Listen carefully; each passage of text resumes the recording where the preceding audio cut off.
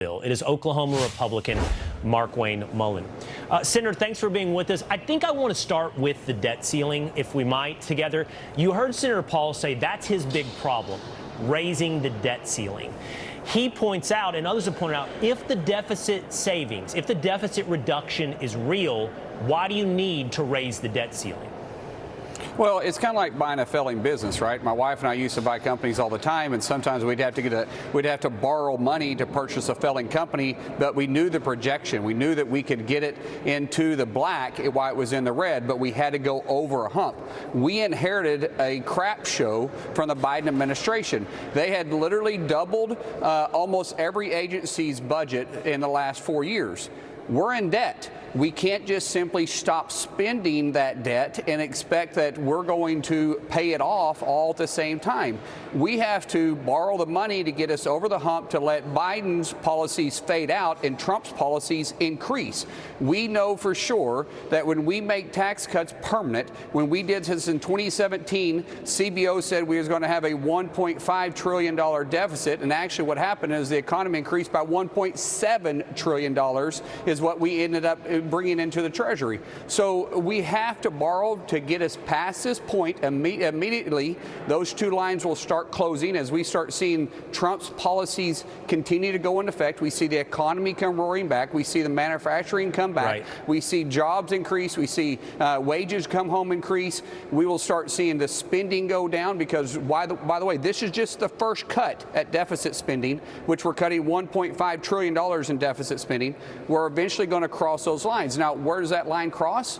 The reason why we're doing $4.5 trillion, almost $5 trillion in the debt increase is because those lines will cross about the same time that runs out if everything continues to work. Now, but Will, let me make a very important point here real quick.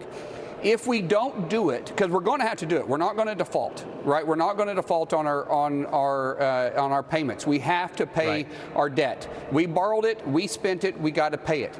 So if we don't do it in the reconciliation, our next choice, which with reconciliation, we only have to have 51, meaning we don't have to negotiate with anybody but ourselves. If we do it again later, which we're going to have to do it this summer, then if we don't do it through reconciliation, it'll be a 60-vote threshold, and we'll have to give away the keys to the White House. And we're going to talk about that together. They're already telling me how little time I have with you. I don't care. I want to get this together because this is important. Okay? I'm with you. I want to stay on the debt ceiling for just one more moment. So you understand this. There are people watching right now. There are Republicans that are concerned that Congress, Republican or Democrat, constantly promises spending reductions, and it really has only ever gone north, Senator, and you know that. Deficits and debt have racked up over decades and years. So do you agree with President Trump then? He just put this out about the debt ceiling. I think we can pull that up. He said that he wants to do away with the debt ceiling. He said, I'm very pleased to announce that after all these years, I agree with Senator Elizabeth Warren on something. The debt limit should be entirely scrapped to prevent economic catastrophe. It's too devastating to be put in the hands of political people that may want to use it despite the horrendous effect it could have on our country and indirectly on the world. So he doesn't want to, Senator, incrementally raise the debt ceiling. He wants to do away with it as something that controls government spending. Well, here's what I would say. Elizabeth wants to do away with it because she doesn't believe in you can't spend enough, right? You're going to spend like a drunken sailor. What the president is referring to here, I believe, is like it should be tied to the budget. If the budget is passed and we're spending X amount of dollars, then we should automatically assume that's going to be part of the debt. And so if we're going to pass a budget and we're going to pass appropriation bills, then those two should be tied on together. And he's not wrong on that because what happens every time we run up to a debt limit increase, it becomes a negotiating political tool, and everything in the kitchen sink gets thrown in. And it's not simply just raising, and it's not simply just raising the debt limit. You get all types of pet projects that ends up increasing the debt again. So I understand what he's trying to say there. Last thing, and this is what you talked about, okay, the 60 versus 50 vote threshold. Okay, I would love for you to help me and the audience understand with some light here. You can't institute discretionary spending cuts through the reconciliation package, the one big beautiful bill. You have to focus on mandatory spending, correct? So anything that DOGE has offered up, this isn't the vehicle for that. But instead, what you guys are suggesting is that will be done through rescission. that you will go back to Congress. You've already had one $9 billion suggestion to bring more DOGE cuts in, but that's not satisfying Elon. Why do you think he is dissatisfied, and many others, with the level of spending cuts you've brought in through reconciliation? Well, everybody wants more, but even through reconciliation, it's a very thin window because it is mandatory spending, but you can't touch Social Security. So the biggest thing in mandatory spending is Social Security. We can't even get into Social Security to do the waste and fraud. That has to go through, honestly, the appropriation and the discretionary spending to get into it. So reconciliation has a very narrow window. We can only do a mandatory spending and just deal with Medicaid. We also can only deal with taxes. Very small window.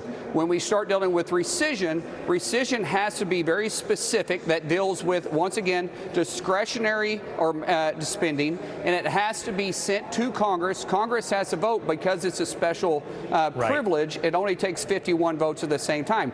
But Congress can't enact the rescission. The White House has to send it to us, and we have 40 days to handle it. Okay, I'm way over time, but I have to ask you this. When do all the DOGE cuts be made? How can they be made permanent if it can't be done through reconciliation, and it has to be so targeted and narrow, and then as a byproduct small in reconciliation? How can we see the DOGE cuts actually implemented?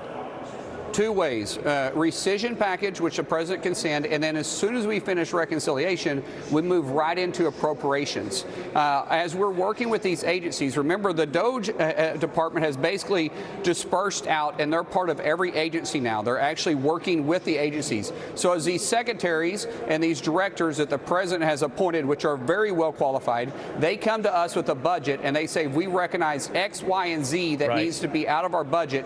Please withhold that with our appropriations. That's where you're going to start seeing it in every single meeting we've had right now in the appropriations process, because I'm an appropriator. We have seen it by the secretaries bringing that information to us.